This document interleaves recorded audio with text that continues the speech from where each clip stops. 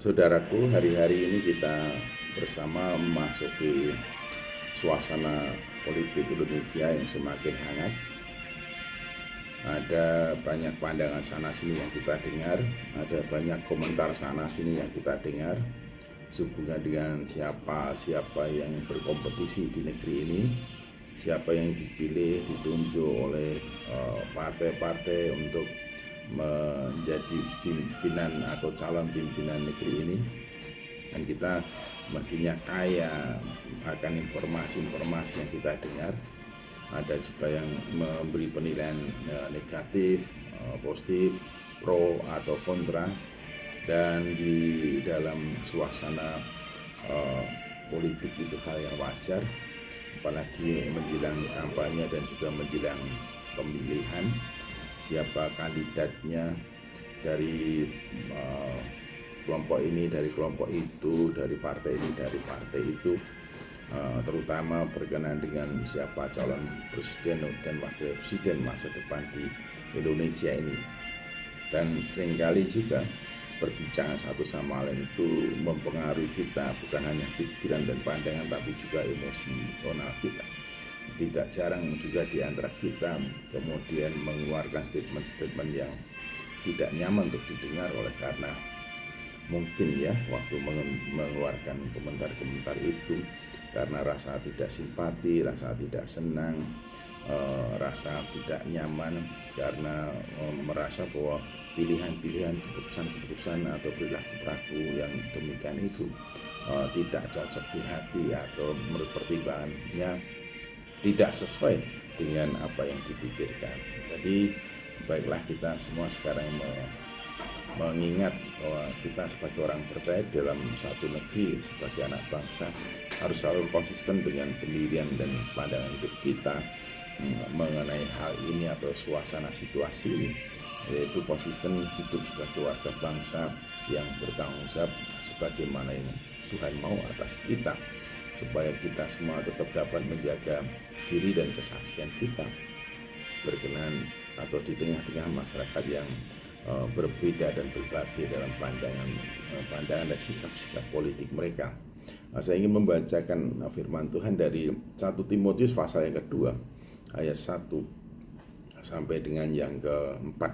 Demikianlah firman Tuhan. Pertama-tama aku menasihatkan, naikkanlah permohonan, doa syafaat dan ucapan syukur untuk semua orang, untuk raja-raja dan untuk semua pembesar, agar kita dapat hidup tenang dan tentram dalam segala kesalehan dan kehormatan. Itulah yang baik dan yang berkenan kepada Allah Juru Selamat kita, yang menghendaki supaya semua orang diselamatkan dan memperoleh pengetahuan yang benar. Jadi dalam situasi kondisi yang demikian ini, rasa keprihatinan kita, rasa ketidaknyamanan kita, rasa ketidaksepahaman kita, atau apapun yang ada dalam pikiran hati kita berkenaan dengan orang-orang, kelompok-kelompok orang maupun kandidat-kandidat, malah kita ungkapkan isi hati kita itu di hadapan Tuhan dalam doa dan permohonan dengan ucapan syukur. Apa yang mengusik hati dan pikiran kita, nyatakanlah itu dalam doa dan permohonan dengan ucapan syukur.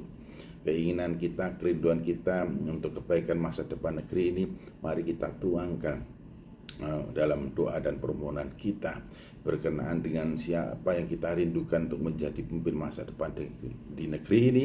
Baiklah kita juga nyatakanlah dalam doa dan permohonan dengan ucapan syukur. Mengapa demikian? Supaya dalam situasi dan kondisi yang demikian ini, hati kita tetap sejahtera, damai, dan pikiran kita tetap tenang, tidak diusikkan oleh raya oleh situasi kondisi yang satu sama lain ada suasana pro kontra, ada respon positif negatif, ada kejengkelan dan kemarahan, ada keceriaan dan semangat, supaya kita tetap berada dalam kondisi dan situasi yang baik adanya, yaitu hati pikiran kita tetap damai sejahtera. Kita rindu masa depan bangsa ini menjadi semakin baik. Kita rindu suasana negeri ini ke depan semakin baik. Kita rindu semua masyarakat bangsa ini sejahtera, damai.